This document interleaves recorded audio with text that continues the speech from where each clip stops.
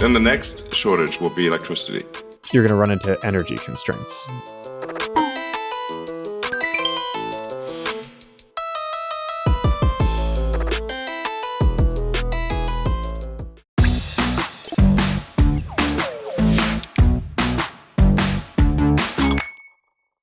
안녕하세요. 데이터를 만지고 다루는 안혜민 기자입니다. AI 수요가 폭발적으로 늘어나면서 AI를 돌릴 전력이 점점 화두에 오르고 있습니다. 미래 AI 경쟁의 키가 GPU 같은 칩이 아니라 전력이 쥐고 있다는 얘기까지 들려올 정도죠. 오늘 오그랩에선 AI 패권을 잡기 위해 전력 문제를 해결하려는 기업들의 이야기를 준비해봤습니다. 폭증하는 AI 전력 수요에 효율성으로 맞서고 있는 빅테크들과 효율성 경쟁을 가능케 하는 그들 뒤에 숨어있는 핵심 플레이어를 5가지 그래프를 통해 분석해보겠습니다.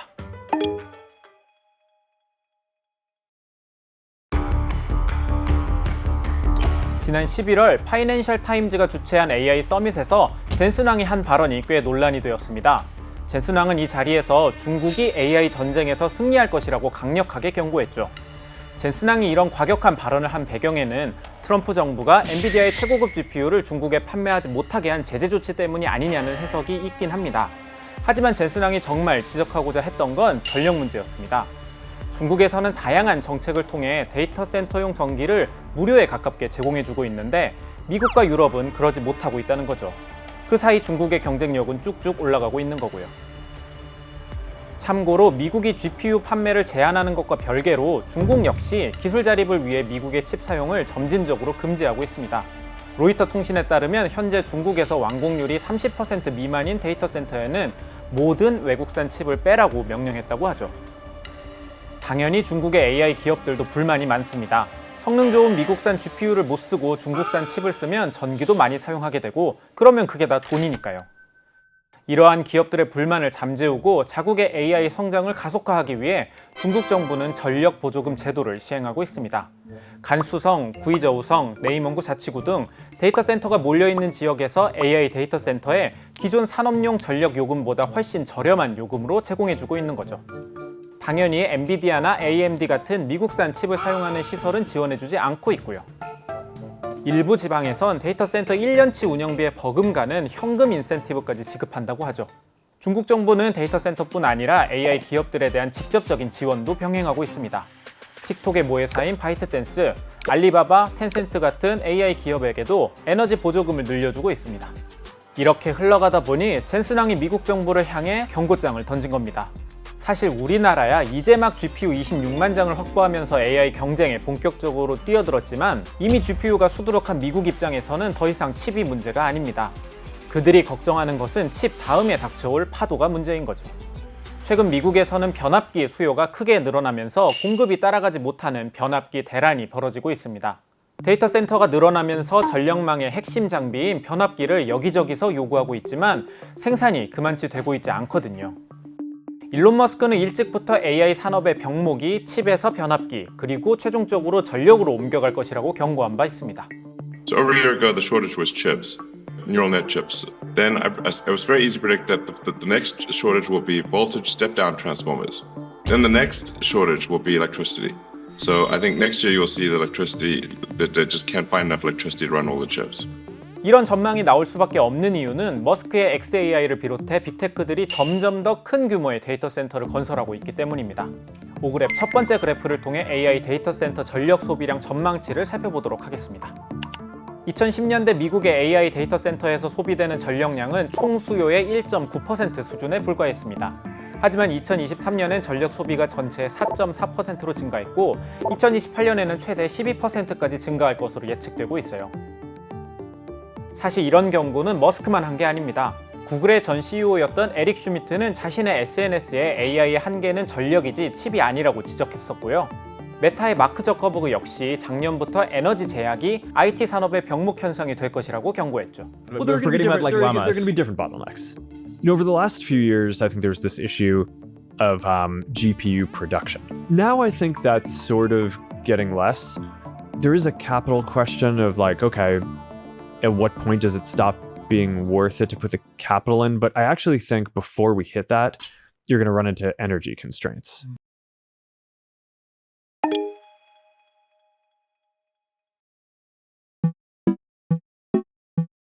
빅테크 리더들이 하나같이 전력 문제를 입에 올리는 이유는 AI가 전력을 엄청나게 먹기 때문입니다. AI가 전력이고 전력이 곧 AI라는 말이 나올 정도로 AI는 전력을 엄청나게 소비하며 성장합니다. 모델을 발전시키는 학습 과정에서도 막대한 전력이 소비되고 학습에 사용되는 GPU의 발열을 잡기 위해 데이터 센터 냉각하는 데에도 전력이 들어갑니다. 모델을 만들면 전력 소비는 끝이 나는 걸까요? 아닙니다. 우리가 AI 모델과 상호작용을 하는 과정에서도 전력이 많이 들어갑니다. 챗GPT나 제미나이, 클로드에 수십억 명이 질문을 던지고 그에 따라 AI가 결과물을 뱉어내는 과정, 이른바 추론 과정에서도 엄청난 전력이 소비되죠.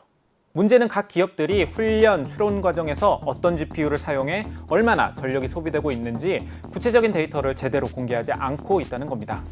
이러한 수치들이 자신들의 모델 경쟁력이라고 볼 수 있기 때문에 기업 입장에서는 영업 비밀이라고 꽁꽁 감추고 있는 거죠.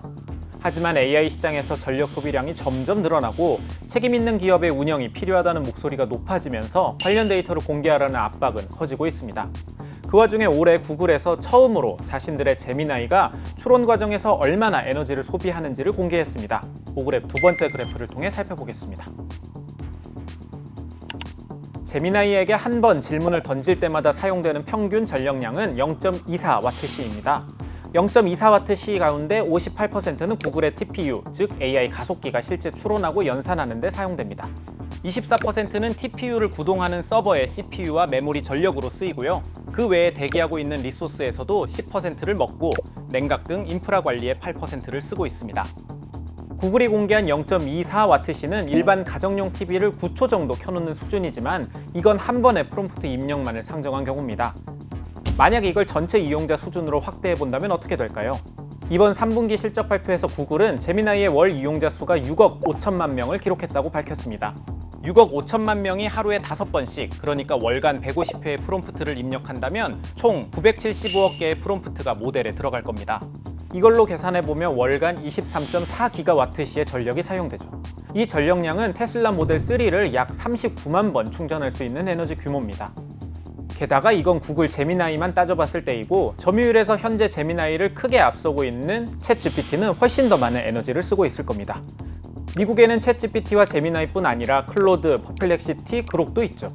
거기에 중국의 딥시크, QN, 키미 같은 다른 모델까지 확장한다면요? 아마 쉽게 상상하기 어려울 정도로 거대한 규모의 전력 소비가 있을 겁니다. 그리고 그 전력 소비량은 앞으로 더 크게 늘어나겠죠. 오그랩 세 번째 그래프입니다. 2024년 기준 전 세계 데이터 센터 전력 소비량은 415TWh입니다. 전 세계 전력 소비량의 1.5%를 차지하는 수준이죠. 국제에너지기구에서는 2030년까지 이 전력 소비량이 2배로 늘어날 것으로 예측하고 있어요. 이 945TWh라는 예측치는 일본의 연간 전력 소비량보다 더 많은 규모입니다.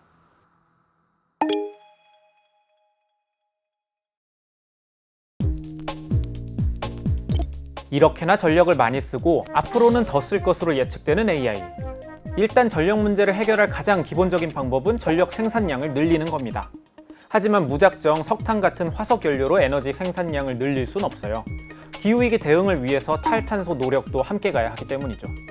그러다 보니 데이터 센터에 늘어나는 전력을 충당할 핵심 에너지원으로 탄소 배출이 적은 원자력 발전이 떠오르고 있습니다.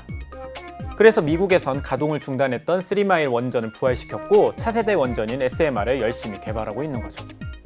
중국도 마찬가지입니다. 중국은 2022년 이후 매년 10곳씩 신규 원자로 건설을 승인하고 있어요. 이런 노력과 함께 전력을 덜 쓰게 만드는 것도 중요합니다. 그래서 많은 AI 기업들이 한정된 전력 아래에서 더 많은 AI 성능을 뽑아내기 위한 효율성 전쟁을 치르고 있죠. 과거에는 반도체 칩의 에너지 효율을 높이는 가장 대표적인 방법이 더 작게 만드는 거였습니다. 반도체를 구성하는 트랜지스터 수가 약 2년마다 2배씩 증가한다는 무어의 법칙이 대표적이죠. 이렇게 트랜지스터를 작게 만들면 해당 트랜지스터에 들어가는 전압과 전류도 같이 줄일 수 있었으니까요. 동일한 사이즈의 더 많은 트랜지스터를 집어넣어도 각각의 트랜지스터에 들어가는 전력도 함께 줄어들기 때문에 비슷한 전력으로 더 높은 성능을 뽑아내는 게 가능했던 거죠. 오그랩 네 번째 그래프를 통해 살펴보겠습니다. 1970년대부터 2000년대 초까지는 트랜지스터를 평면에서 계속 작게 만들기만 해도 성능이 쭉쭉 상승했습니다. 연간 최대 50% 가까이 튀어오를 정도로요. 하지만 2000년대 중반 이후에는 상승폭이 크게 줄어듭니다.